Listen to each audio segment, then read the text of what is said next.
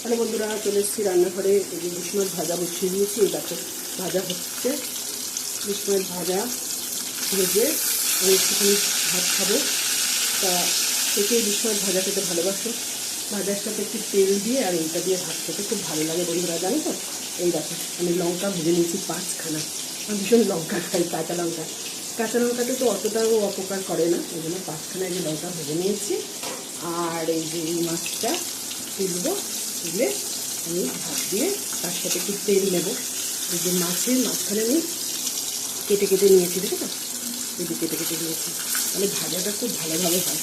আর যদি শুধু এমনি না কেটে করি তাহলে কিন্তু ভাজাটা অতটা ভালো হয় না আমার মতে। তোমরা কী বলো আমি জানি। এবার এইটার তেলটা দিয়ে আমি ভাতটা খাবো। এই দেখো হচ্ছে, এই আওয়াজটা পাচ্ছ?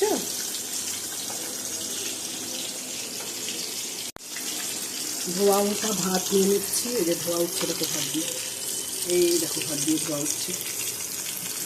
ধোয়া ওঠা ভাত নিয়ে নিচ্ছি, ভেজে নিচ্ছি।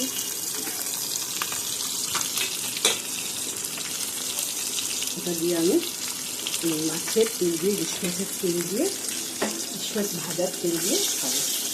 এই দেখো ভাজা হয়ে গেছে, পাঁপড় ভাজা হয়ে গেল।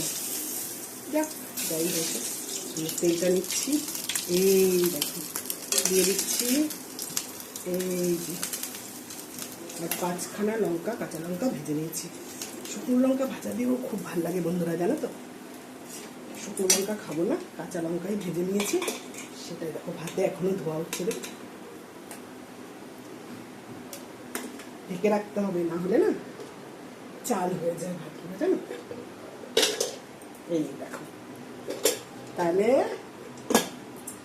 হাতাটাও নিয়ে নিলাম, কারণ হাতাটা ধুয়ে নেবো ভালোভাবে দেখাই।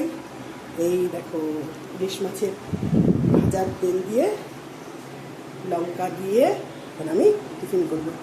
আজকে এই পর্যন্তই, টাটা টাটা। ইলিশ মাছ ভাজা লঙ্কা দিয়ে খাওয়া শুরু করে দিলাম। তোমরা কে কে খাবে চলে এসো। তেল তেল দিয়ে উঠে নিয়েছি, আর এই 5টা লঙ্কা আর দিচ্ছি কোথায়, আর এই দেখো দারুণ লাগে বন্ধুরা, লাগবে।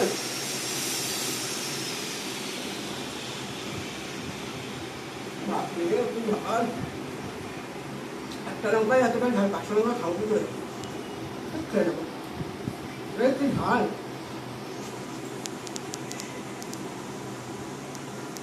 কমেন্টে জানিও কে কে খেতে ভালোবাসো।